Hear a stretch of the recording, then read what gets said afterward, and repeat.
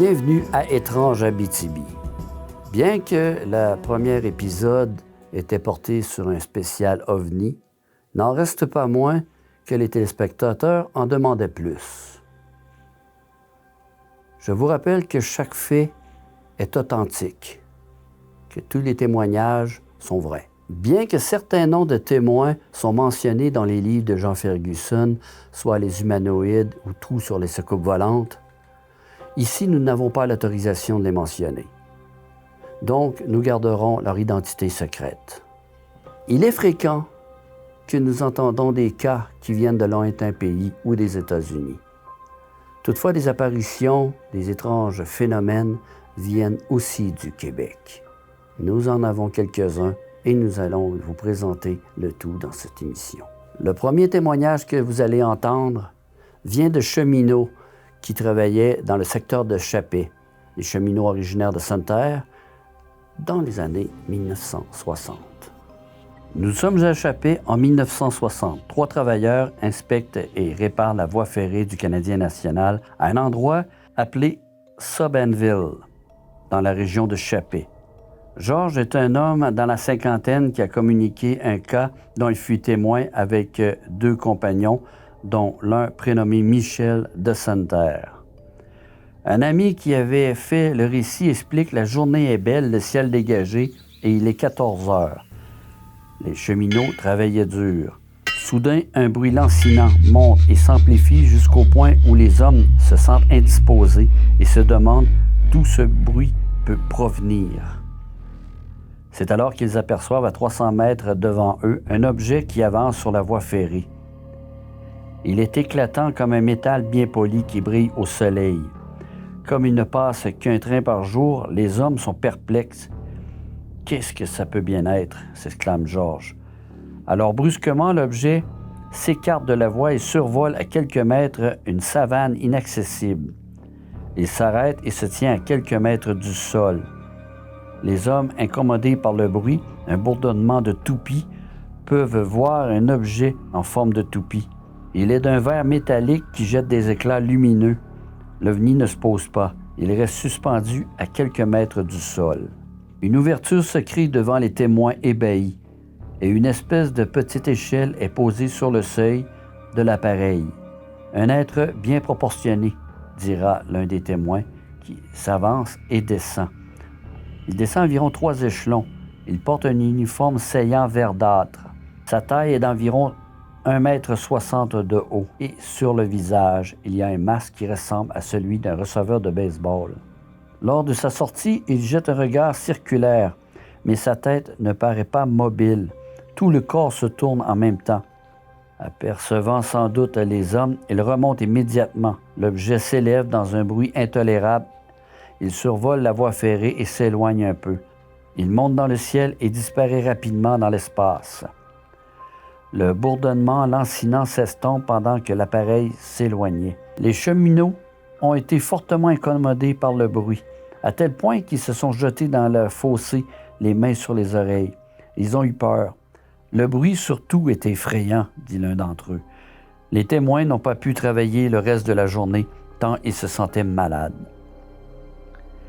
Ils attribuent leur malaise au bruit plus qu'à l'apparition. Ils essayèrent de se rendre à l'endroit où s'est arrêté l'OVNI, mais le sol se dérobe sous leurs pieds. Le terrain est mou et spongieux. Pour construire le chemin de fer sur ce terrain, il a fallu tout un hiver pour couvrir la distance d'1 kilomètre.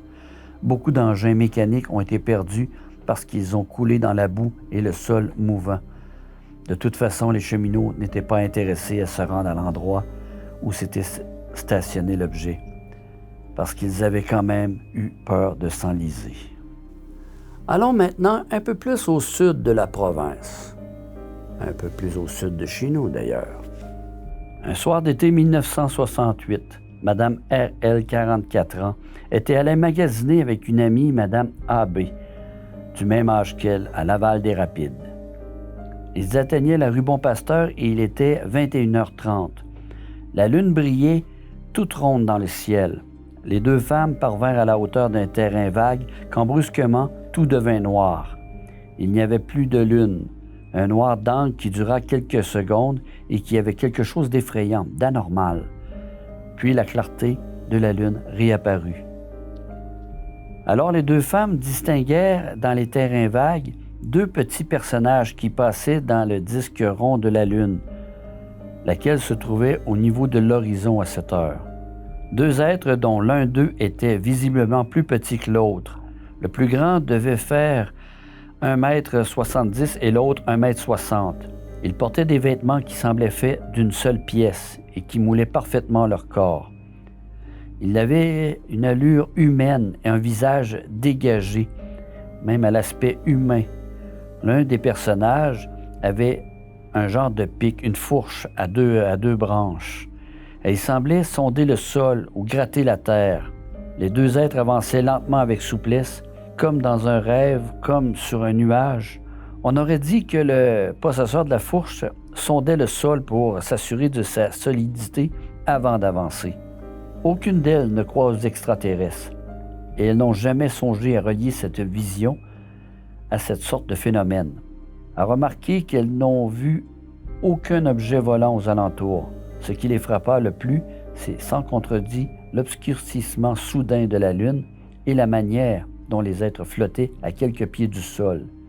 Les deux témoins ont gardé le silence absolu sur l'événement, par peur de n'être pas capables de bien expliquer ce qu'ils avaient vu.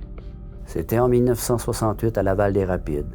Que cherchaient les deux êtres? Et ils tenaient une fourche. Revenons un peu plus près de chez nous.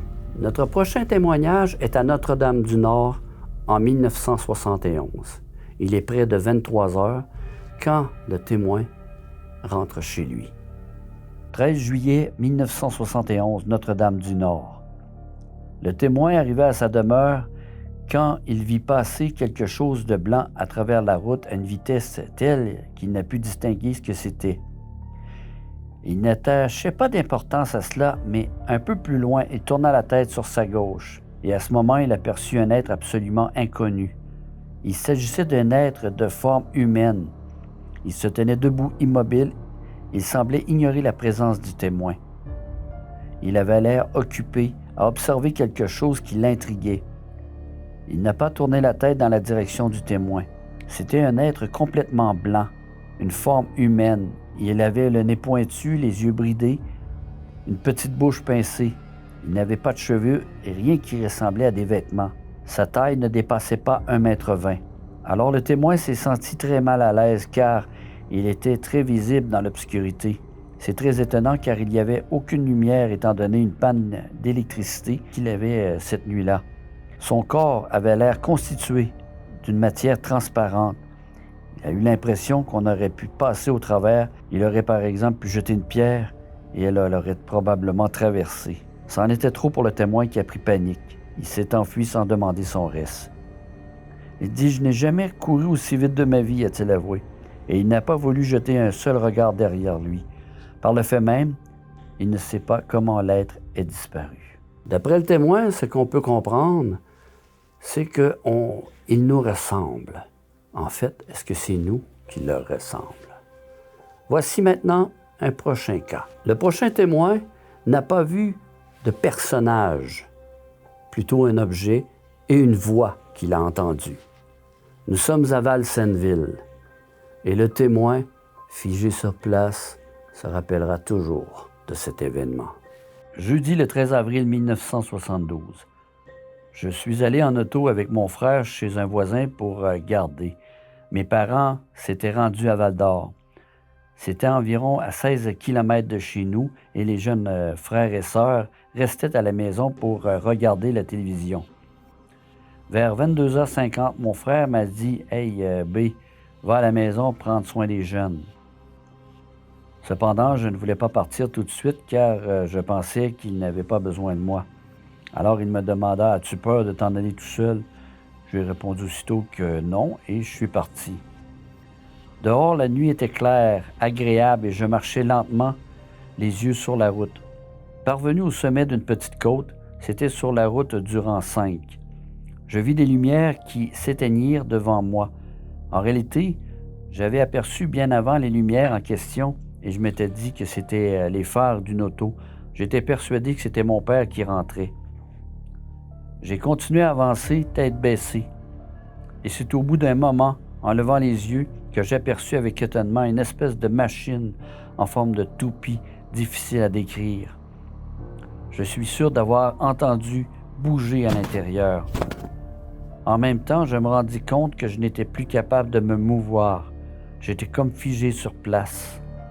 Un pan complet de la moitié de l'appareil devant moi s'ouvrit avec une sorte de bruit, et il en est sorti un objet extrêmement bizarre, une sorte de double triangle rattaché par la base qui restait tout près de la machine, au niveau d'une sorte d'ourlet renflé qui se séparait de l'appareil dans le milieu.